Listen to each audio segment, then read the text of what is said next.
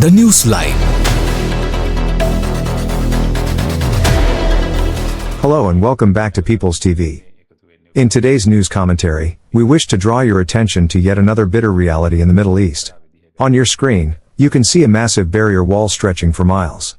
Barbed wire crowns its top, and solid concrete forms its base. Where do you think this wall stands?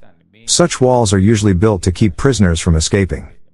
However, this one serves the opposite purpose. It is designed to prevent people from entering. This is the border wall that separates Egypt from Gaza. More than a wall, it stands as a silent statement. Gazans are not welcome here.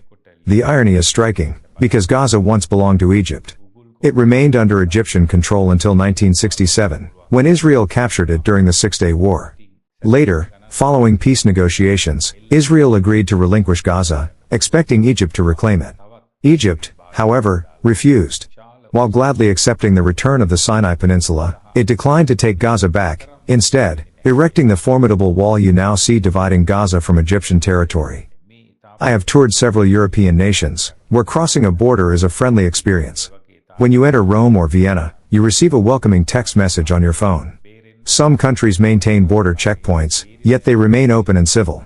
The Egyptian wall, on the other hand, is a stark contrast. Such fortifications exist either to keep people confined or to keep others out entirely. It reflects Egypt's complete rejection of those it once governed. And yet, the world expects Israel to embrace the very people rejected by their own neighbors. The same applies to Europe, nations that refuse to host Gazans themselves but urge Israel to welcome them with open arms. Although Egypt rejected the Gazans, Israel did not. It continues to supply them with electricity and water to date. Although Israel stretched a hand of friendship, the fellow Muslim countries have not. It's the same with Europe.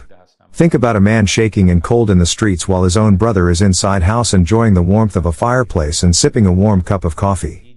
Instead of inviting his brother in, he calls up a friend in another distant country and proposes to set up a committee to figure how to help the man outside his house freezing to death. It's the same with Egypt and Europe. Europe is busy blaming Israel for not taking in a group of people that is rejected by its own nation. Egypt, on the other hand, doesn't want the Gazans because Gazans have a reputation for causing disruptions in Egypt earlier. Although Egypt rejected the Gazans, Israel did not. To this day, Israel continues to supply Gaza with electricity and water. Despite decades of hostility, Israel extended a hand of coexistence, something neither Egypt nor other Muslim-majority nations have done. The same indifference is evident in Europe. Imagine a man trembling in the cold outside his home, while his own brother sits inside, warmed by a fireplace and sipping a hot cup of coffee. Instead of opening the door to his freezing brother, he calls a friend in a distant land to discuss forming a committee on how best to help the man outside. That, in essence, is what we see from Egypt and Europe today. Europe is busy condemning Israel for not welcoming a people who are rejected by their own kin. Egypt, meanwhile, refuses to take Gazans in because of the unrest and disruptions they previously caused within its borders.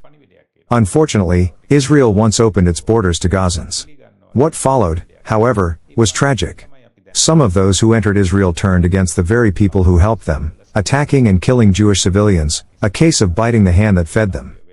It was not long ago that a Danish judge publicly urged the world not to accept Gazan refugees. A decade earlier, he had played a leading role in granting asylum to Palestinians. Yet within 10 years, the outcome proved disastrous. The refugee population had grown rapidly, and nearly 70% of them were serving prison sentences in Denmark. The country had initially received just 321 Palestinians, but within a decade, they had produced over 900 children, a growth rate that deeply alarmed local authorities and communities alike. In conclusion, just as Israel cannot be expected to welcome Gazans who were rejected by their own kin, Sri Lanka too must exercise great caution. Extending such acceptance without foresight could endanger the safety, stability, and future of our own next generation. If this report helped you see the situation on the ground clearly, don't keep it to yourself. Like, share, and subscribe to People's TV, where truth has no agenda, and facts speak louder than spin. Subscribe us for more details.